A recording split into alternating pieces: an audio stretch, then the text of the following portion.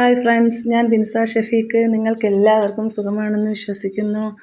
ഞാനിന്നൊരു ഹോസ്പിറ്റലിൽ വന്നതാണ് കേട്ടോ. എൻ്റെ കുഞ്ഞു മോൾക്ക് ഒട്ടും സുഖമില്ല, നല്ല പനിയും നല്ല വൊമിറ്റിങ്ങൊക്കെ ആയിരുന്നു. അങ്ങനെ രാവിലെ തന്നെ ഞാനും ഇക്കായും കൂടി ഹോസ്പിറ്റലിൽ കൊണ്ടുവന്നു. അവിടെ കൊണ്ടുവന്ന് ഡോക്ടറെ കാണിച്ചപ്പോൾ ഡോക്ടർ പറഞ്ഞത് 1 മണിക്കൂറോളം അവിടെ കിടക്കണമെന്നാണ് പറഞ്ഞത്. നല്ല ടെമ്പറേച്ചറായിരുന്നു അവൾക്ക് നോക്കിയപ്പോൾ. അങ്ങനെ കുറച്ച് നേരം വെള്ളം കൊണ്ട് തുണിയിൽ മുക്കി തുടച്ചു കൊടുക്കാനൊക്കെ പറഞ്ഞു.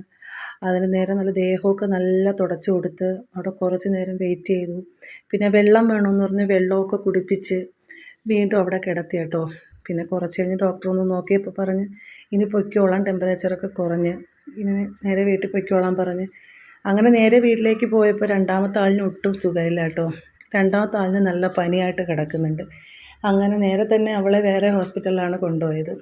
ഹോസ്പിറ്റലിൽ കാണിച്ച് ട്രിപ്പൊക്കെ ഇട്ട് ആളാകെ ടയേർഡാണ് കേട്ടോ. അവിടെ കിടക്കുന്നു. അങ്ങനെ അവളും വയ്യാണ്ടായി.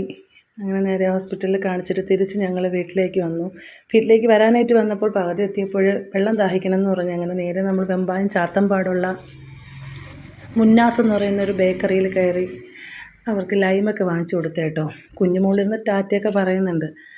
അങ്ങനെ തണുത്ത ലൈം വേണ്ട, പനി ആയതുകൊണ്ട് തണുപ്പില്ലാത്ത ലൈം തന്നെ വേണമെന്ന് പറഞ്ഞ് അവർക്കത് വാങ്ങിക്കൊടുത്ത്. ആ കടയിൽ തന്നെ നമ്മൾ കയറാൻ കാരണം അവിടെ നിന്നൊരു ഷാർജ കുടിച്ചിട്ടുണ്ട് ഒരിക്കൽ, നല്ല ടേസ്റ്റായിരുന്നു. അതുകൊണ്ട് തന്നെ നമ്മൾ അവിടെ കയറിയത് കേട്ടോ.